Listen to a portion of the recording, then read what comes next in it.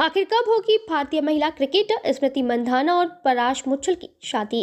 दोस्तों, भारतीय महिला क्रिकेटर स्मृति मंधाना और पराश मुच्छल की शादी पोस्टपोन होने को लेकर अब तक कई बातें सामने आ चुकी हैं।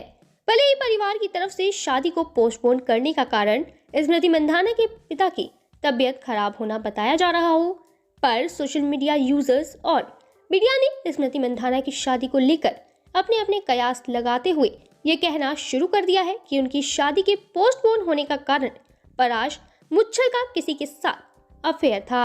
इस बीच कई पुरानी चैट्स भी सामने आई हैं, जिसके बाद लोग पराश के बारे में उल्टा सीधा बोलने लगे हैं। हालांकि अब इस शादी को लेकर एक नया अपडेट सामने आ चुका है। पराश की मां ने खुद सामने आकर शादी पोस्टपोन होने की वजह बताई है और ये कहा है कि ये शादी जल्द कराई जाएगी।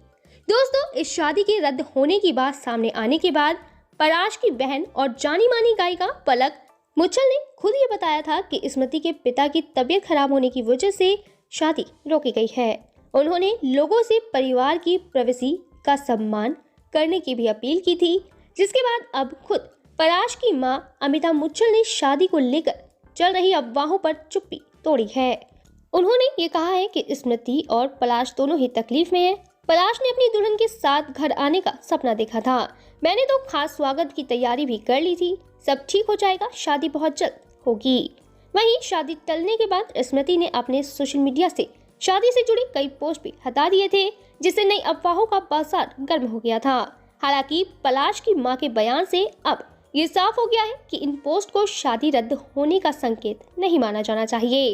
शादी में अचानक देरी होने के बाद पलाश का ब्लड प्रेशर भी बढ़ गया था।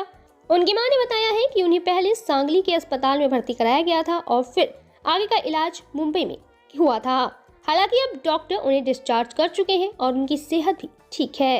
वहीं कुछ सोशल मीडिया पोस्ट में यह दावा किया गया था कि वेडिंग कोरियोग्राफर नंदिका द्विवेदी के साथ पलाश का अफेयर चल रहा था, जिसकी वजह से उनकी शादी पोस्टपोन कर दी गई।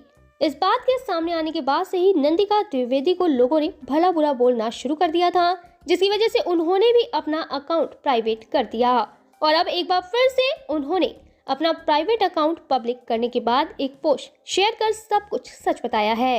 नंदिका ने इंस्टाग्राम स्टोरी पर लिखा है कि मैं यह बताना और साफ करना चाहती हूँ कि मेरे बारे में जो अंदाजे लगाए जा रहे हैं, खासकर यह सोचा जा रहा है कि मैंने किसी के रिश्ते में रुकावट डालने में कोई रोल निभाया है, तो वो बिल्कुल भी सच नहीं है। नंदिका ने मीडिया आउटलेट्स की आलोचना करते हुए ये लिखा है कि प्लीज समझे, मेरे लिए इससे बाहर आना आसान नहीं होगा। मुझ पर अब और झूठा इल्जाम नहीं लगाया जा सकता।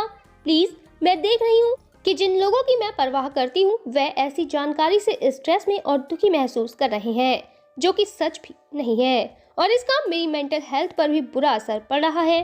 दोस्तों, नंदिका ने यह भी कहा कि मुझे धमकियां मिल रही थी, जिन्हें मेरे परिवार वाले देख सकते थे और इसीलिए मैंने अपना अकाउंट प्राइवेट कर दिया था। इसके बाद उन्होंने आगे ये लिखा कि प्लीज, मैं आप सभी से रिक्वेस्ट करती हूँ कि अफवाहें ना फैलाएं। मैंने मुंबई आने, काम करने और अपने गोल्स को पाने के लिए बहुत कुछ छोड़ा है। उन्होंने आगे ये भी कहा कि मेरा नाम इससे आगे ना ले, मेरा इससे कोई लेना देना नहीं है, आखिरकार सच सामने आ ही जाएगा। तो दोस्तों, फिलहाल स्मृति मंधाना और पलाश मुच्छल के फैंस इस वक्त उनकी नई शादी की तारीख आने का बेसब्री से इंतजार कर रहे हैं।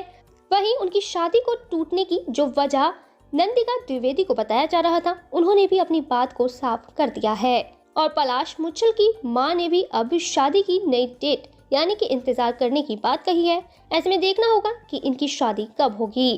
खैर, आपका इस पूरे मामले पर क्या कहना है और क्या स्मृति मंधाना की शादी को रोकने की वजह उनके पिता की तबीयत खराब होना है या फिर कुछ और, कमेंट में जरूर बताएं।